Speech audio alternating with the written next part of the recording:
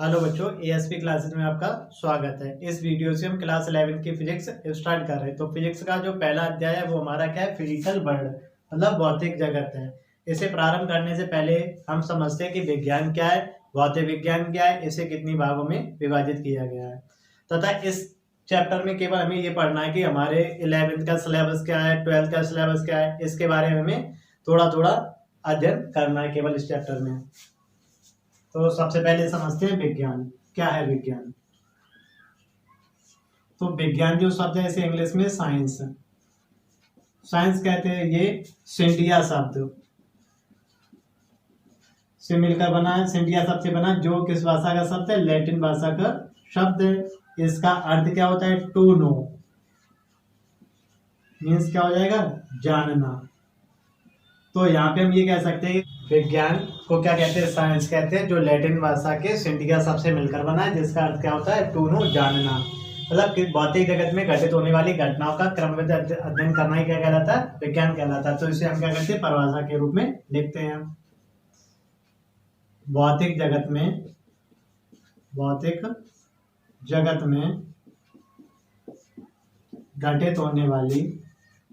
घटित होने वाली घटनाओं का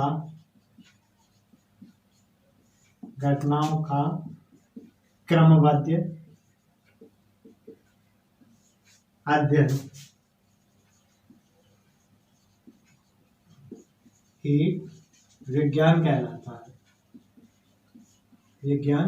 कहलाता है। इसके बाद समझते हैं कि भौतिक विज्ञान क्या है।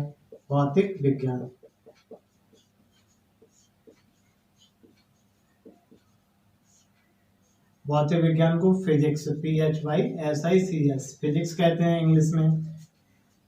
और ये किससे, फ्यूसिस FUSIS फ्यूसिस शब्द से मिलके बना है, जो किसका है, ग्रीक भाषा का शब्द है। और जिसका अर्थ क्या होता है, नेचर मतलब प्रकृति।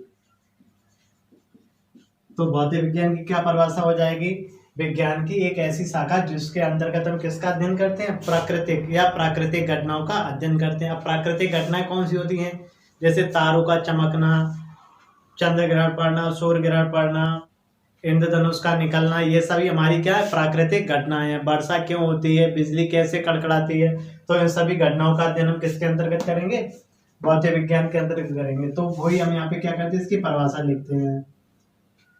विज्ञान की वह शाखा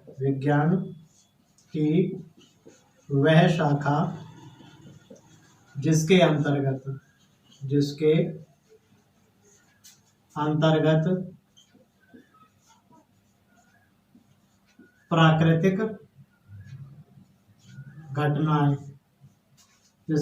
प्राकृतिक घटनाओं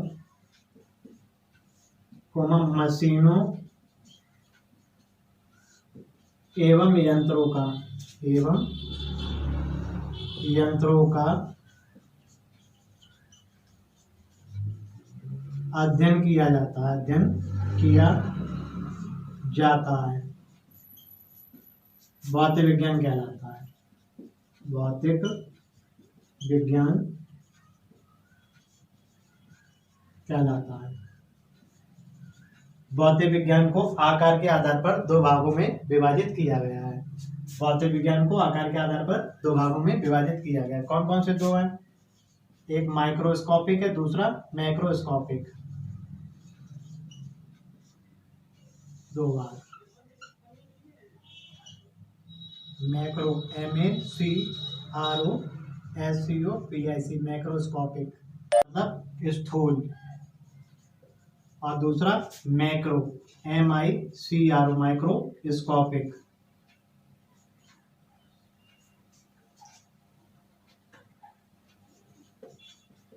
मतलब सूक्ष्म विज्ञान। फिजिक्स को क्या किया, दो भागों में विभाजित किया गया। नंबर एक मैक्रोस्कोपिक, इसका मतलब क्या होता है, स्थूल, स्थूल का मतलब होता है बड़ा। और दूसरा क्या है, माइक्रोस्कोपिक, इसका मतलब क्या होता है, सूक्ष्म। ऐसी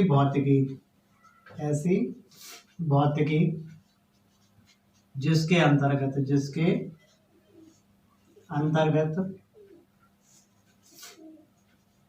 अंतर्गत 10, 1 माइक्रोन से बड़ी, 1 माइक्रोन, 1 माइक्रोन का मतलब क्या, 10⁻⁶मीटर।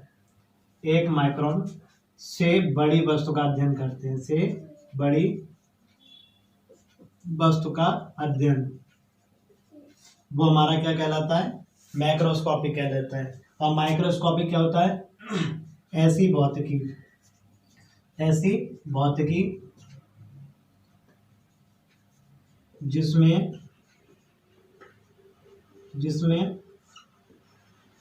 1 माइक्रोन से छोटी वस्तु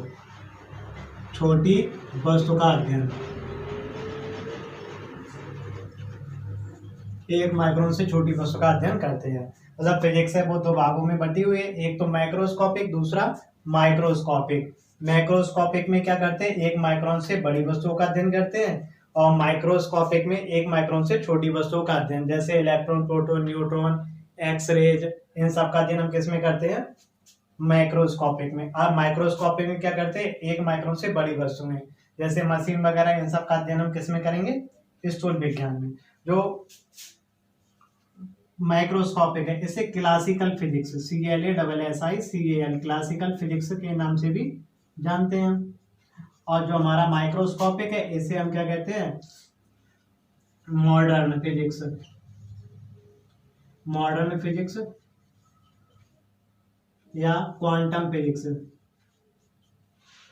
क्वांटम फिजिक्स के नाम से भी जानते हैं। अच्छा, इसके बाद जो माइक्रोस्कोपिक है इसे क्या 5 भागों में विभाजित किया गया है, जो निम्न प्रकार है।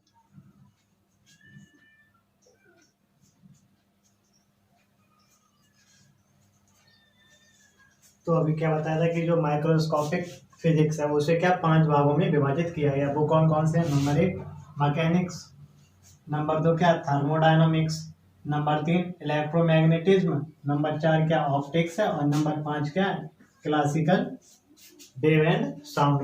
मैकेनिक्स को क्या कहते हैं, यांत्रिकी कहते हैं। इसके अंतर्गत हम किसके बारे में पढ़ेंगे कि गति क्या होती है, किस तरीके से गति होती है, ग्रहों की गति किस तरीके से है, तो इन सब के बारे में हम क्या पढ़ेंगे, यांत्रिकी में पढ़ेंगे। घर्षण के बारे में पढ़ेंगे, जब हम क्या करते हैं एक स्थान से दूसरे स्थान तक चलते हैं तो कब फिसलते हैं, क्यों नहीं फिसलते हैं, तो ये सब क्या घर्षण के बारे में पढ़ेंगे।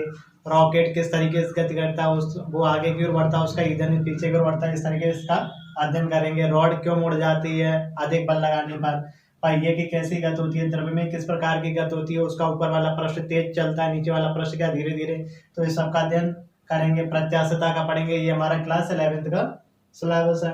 इसी तरीके से हम क्या करेंगे, ऊष्मागतिकी में क्या पढ़ेंगे, दूसरे भाग में ऊष्मागतिकी क्या है, ऊष्मा क्या है, ताप क्या है, ऊष्मा और ताप में क्या संबंध है, ऊष्मागतिकी के क्या क्या नियम है, ऊष्मा इंजन के बारे में पढ़ेंगे। और साथ ही क्या करेंगे, रेफ्रिजरेटर के बारे में पढ़ेंगे, जैसे क्या कहते हैं फ्रिज कहते हैं, तो किस तरीके से ये मतलब ठंडी होती है, क्यों, मतलब किस तरीके से।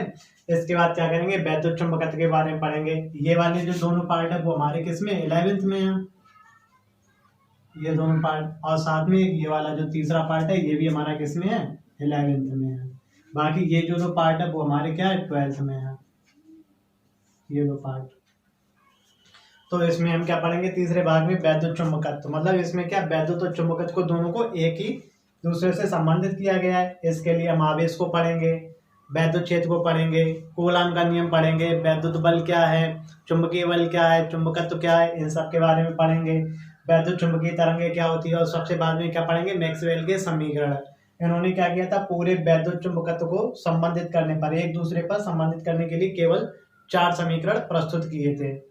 उनके बारे में हम क्लास 12 के 8वें अध्याय में पढ़ेंगे, फर्स्ट फिजिक्स के 8वें अध्याय में पढ़ेंगे। इसके बाद हम क्या पढ़ेंगे, प्रकाश की। अगला जो टॉपिक हमारा क्या, ऑप्टिक्स, प्रकाश की। इसमें हम क्या करेंगे, प्रकाश क्या है, प्रकाश के कौन कौन से गुण होते हैं, प्रकाश को कितने भागों में बांटा गया है, प्रकाश की क्या है, तरंग प्रकाश की क्या है, किरण प्रकाश की क्या है। और इसके जो बाद में क्या एक और नई पद्धति निकली थी, वो क्या थी, किरण प्रकाश, कण प्रकृति थी, इसके बारे में हम पढ़ेंगे। साथ ही में क्या परावर्तन, अपवर्तन, व्यतिकरण, विवर्तन और ध्रुवण के बारे में पढ़ेंगे। ये सब हमारा क्या 12th का सिलेबस है, ये वाला, ये भी क्या 12th का सिलेबस है। इसके बाद हम क्या पढ़ेंगे, क्लासिकल वेव एंड साउंड, ये हमारे क्या 5वां भाग है इसका, मैक्रोस्कोपिक का। इसमें हम किसके बारे में पढ़ेंगे, तरंग के बारे में पढ़ेंगे, ध्वनि के बारे में पढ़ेंगे, ध्वनि तरंगों के बारे में पढ़ेंगे, डॉपलर प्रभाव क्या है इसके बारे में पढ़ेंगे, अनुनाद क्या होता है, ध्वनि किस तरीके से उत्पन्न होती है, आगामी तरंगे क्या होती है, प्रगामी तरंगे क्या होती हैं, एवं इनके समीकरण के बारे में हम किसमें पढ़ेंगे, तरंग यांत्रिकी एवं ध्वनि में पढ़ेंगे। अच्छा, इसके बाद जो दूसरा पार्ट था हमारा माइक्रोस्कोपिक। माइक्रोस्कोपिक माइक्रोस्कोपिक माइक्रोस्कोपिक इसमें हम किसके बारे में पढ़ेंगे, इनमें एक्स किरणों के बारे में पढ़ेंगे, इलेक्ट्रॉन के बारे में पढ़ेंगे, प्रोटॉन के बारे में पढ़ेंगे, न्यूट्रॉन के बारे में पढ़ेंगे, नाभिक क्या है इसके बारे में पढ़ेंगे, और नाभिकीय रिएक्टर क्या होता है, इन सब का अध्ययन हम किसमें करेंगे, माइक्रोस्कोपिक फिजिक्स में करेंगे। ये हमारा ये भी क्या है 12th का पार्ट है। तो इस तरीके से पूरी फिजिक्स को हमारे क्या 5 या 6 भागों में बांटा गया है, 1 2 3 4 5 और ये 6। इसमें ये वाले जो 5 भाग है वो किस में आ जाते हैं, मैक्रोस्कोपिक में आते हैं, और जो ये वाला इलेक्ट्रॉन प्रोटॉन न्यूट्रॉन नाभिक या नाभिकीय रिएक्टर इन सब ये सब हमारा किस में आ जाता है, सूक्ष्म विज्ञान में आ जाता है, माइक्रोस्कोपिक में। अगला टॉपिक है हमारा टेक्नोलॉजी। टेक्नोलॉजी मतलब तकनीकी। तकनीकी क्या है, तो जो कुछ भी हम क्या करते हैं विज्ञान पढ़ते हैं उसे अपने जीवन में क्या करें प्रयोग करके अपने कार्य को आसान बनाना ही क्या कहलाता है, तकनीकी कहलाता है। तो इसे हम क्या करते हैं लिखते हैं, जैसे विज्ञान के ज्ञान को दैनिक जीवन में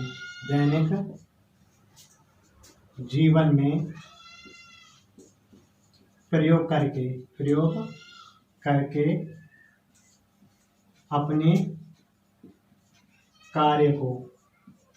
कार्य को आसान बनाना ही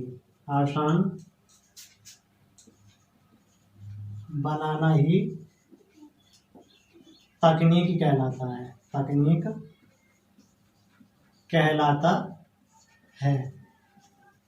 जैसे पहले वैद्युत चुंबकीय तरंगों का अध्ययन किया गया, उन वैद्युत चुंबकीय तरंगों को हमने क्या किया मोबाइल फोन में नेटवर्क भेजने के लिए प्रयोग किया। तो ये क्या हो जाएगी, एक हमारी तकनीकी हो जाएगी, क्योंकि हमने क्या किया विज्ञान के ज्ञान को अपने दैनिक जीवन को आसान बनाने के लिए प्रयोग कर लिया। इसके बाद अगला टॉपिक हमारा तकनीकी और भौतिकी में संबंध। क्या है तकनीकी और भौतिकी में संबंध, तो हम सभी जानते हैं कि मतलब कि हम जब क्या करते हैं भौतिक विज्ञान का अध्ययन करते हैं तो उससे हमें दिमाग में क्या होती है नई नई योजनाएं बनती हैं, उन योजनाओं का या उन ज्ञान का हम प्रयोग करके नई तकनीक खोजते हैं। जैसे सबसे पहले क्या भाप इंजन का निर्माण हुआ, तो भाप इंजन की जब बहुत अधिक आवश्यकता बढ़ गई तो आवश्यकता बढ़ने पर क्या तकनीकी की आवश्यकता बढ़ी, तकनीकी आवश्यकता बढ़ने पर एक नई फिजिक्स का जन्म हुआ जिसे क्या कहते हैं थर्मोडायनामिक्स कहते हैं, ऊष्मागतिकी। इस ऊष्मागतिकी के द्वारा क्या हुआ हीट इंजन का निर्माण हुआ। तो यहाँ पे क्या एक फिजिक्स से क्या दूसरी फिजिक्स का जन्म होना या बीच में तकनीकी का एक दूसरे से संबंधित होना, यही क्या तकनीकी और भौतिक विज्ञान का संबंध है। इसी प्रकार से सबसे पहले क्या किया मनुष्य ने EMW इलेक्ट्रोमैग्नेटिक वेव का अध्ययन किया, और इलेक्ट्रोमैग्नेटिक वेव की सहायता से क्या किया कम्युनिकेशन सिस्टम में सुधार किया, और उसकी सहायता से आज हम क्या करते हैं मोबाइल और टेलीफोन का प्रयोग करते हैं। तो ये सभी क्या तकनीकी और विज्ञान एक दूसरे से कैसे संबंधित है। इस अध्याय का हमारा जो लास्ट टॉपिक है वो कितना फंडामेंटल फोर्सेज है। तो फंडामेंटल फोर्सेज का मतलब क्या मूल बल। वैसे तो बल हमारे कैसे है बहुत हैं, जैसे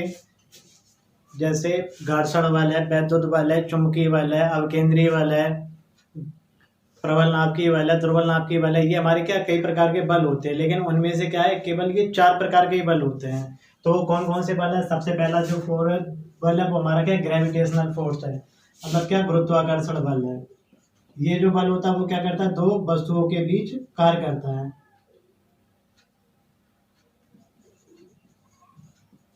दो वस्तुओं या पिंडों के द्रव्यमानों के बीच कार्य करता है, और ये हमेशा कैसा होता है आकर्षण बल हो है। ये वाला जो बल है वो कैसा है आकर्षण बल है, 2 वस्तुओं को हमेशा क्या करता है अपनी ओर आकर्षित करते हैं। जैसे अगर हम क्या करते हैं किसी वस्तु को ऊपर से नीचे की ओर छोड़ते हैं तो वो क्या करती है अपने आप ही नीचे चली जाती है। इसलिए इसकी जो रेंज होती है वो कैसी होती है इनफाइनाइट होती है, मतलब ये बहुत अधिक दूरी तक बल कार्य कर सकता है। और ये जो बल है वो हमारा कैसा है वीकेस्ट फोर्स है, मतलब इन चारों बल में से सबसे जो कमजोर बल है वो हमारा कौन सा होता है, ग्रेविटेशनल फोर्स होता है। दूसरा जो बल है वो हमारा क्या, इलेक्ट्रोमैग्नेटिक फोर्स है। ये हमेशा क्या करता है, दो आवेशों के बीच कार्य करता है। जैसे मान लिया एक हमारा प्लस आवेश है, दूसरा क्या माइनस आवेश है, तो इनके बीच में क्या होगा, आकर्षण बल कार्य करेगा। या फिर हमारा ये वाला आवेश कैसा है, प्लस का, ये वाला आवेश भी कैसा है, प्लस का, तो इनके बीच में क्या होगा, प्रतिकर्षण बल कार्य करेगा। तो जो इलेक्ट्रोमैग्नेटिक फोर्स होता है, वैद्युत चुंबकीय बल, वो आकर्षण बल भी है और कैसा है, आकर्षण बल भी और प्रतिकर्षण बल भी है। और ये क्या करता है, इसकी जो रेंज है वो कितनी है, इनफाइनाइट है। जबकि हमारा जो ग्रेविटेशनल फोर्स होता है, जो गुरुत्वाकर्षण बल था, वो बल कैसा है, केवल आकर्षण बल है। तो ये कौन सा बल है, वैद्युत चुंबकीय बल। अगला जो पॉइंट है हमारा वो कौन सा, स्ट्रॉन्ग न्यूक्लियर फोर्स है। ये किसके, नाभिक। जैसे मान लीजिए ये हमारा क्या चीज है, नाभिक है।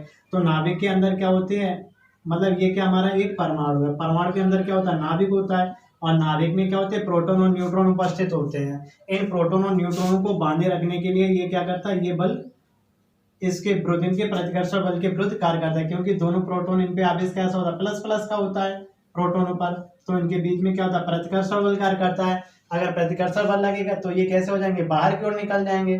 तो बाहर ना निकलने के लिए इनके प्रतिकर्षण बल के विरुद्ध जो बल कार्य करता है वो हमारा कैसा होता है, स्ट्रॉन्ग न्यूक्लियर फोर्स होता है।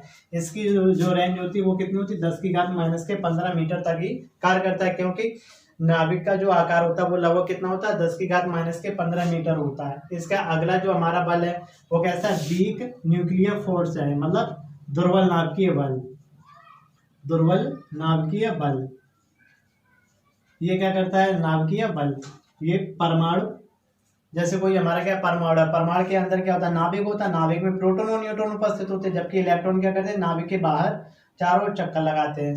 तो इस इन प्रोटोनों और इलेक्ट्रॉनों के बीच में जो बल लगता है वो हमारा बल क्या कहलाता है, वीक न्यूक्लियर फोर्स कहलाता है। और ये कैसा होगा, क्योंकि इलेक्ट्रॉन ऋणावेशित होता है, प्रोटॉन धनावेशित होता है, तो प्लस और माइनस के बीच में कार्य कर रहा है, इसलिए ये जो बल है वो हमारा कैसा हो जाएगा, आकर्षण बल हो जाएगा।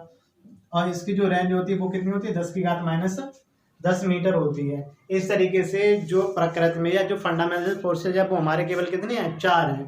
और इनके जो मतलब जैसे शक्तिशाली कौन अधिक है, कौन सबसे कम है, तो एनसीईआरटी में इसका एक साड़ी बनाई गई, वो ये है कि जैसे सबसे जो स्ट्रॉन्ग फोर्स है वो हमारा कौन सा, स्ट्रॉन्ग न्यूक्लियर फोर्स होता है। अगर हम जैसे इसे 1 मानते हैं तो इसकी तुलना में जो इलेक्ट्रोमैग्नेटिक फोर्स, प्रबल इलेक्ट्रोमैग्नेटिक फोर्स मतलब वैद्युत चुंबकीय जो बल है वो कितना होता है, 10⁻⁻10 गुना होता है। मतलब स्ट्रॉन्ग न्यूक्लियर फोर्स का 1/100वां भाग होता है। इसके बाद अगला जो बल है वो हमारा क्या, वीक न्यूक्लियर फोर्स है। उसकी जो रेंज होती है वो 10⁻⁻13 मीटर, मतलब स्ट्रॉन्ग न्यूक्लियर फोर्स की तुलना में ये 10⁻⁻13 गुना कमजोर होता है। अच्छा, इसके बाद सबसे जो कमजोर बल है वो कैसा होता है, ग्रेविटेशनल फोर्स होता है। इसकी जो मतलब पावर है वो कितनी, 10⁻38 गुना। स्ट्रॉन्ग न्यूक्लियर फोर्स के तुलना में ये इससे 10⁻38 गुना कमजोर होता है। और इसी पर हमारा क्या होता है, ये पहला चैप्टर समाप्त होता है। अगले वीडियो में हम फिजिक्स के द्वितीय चैप्टर के बारे में पढ़ेंगे।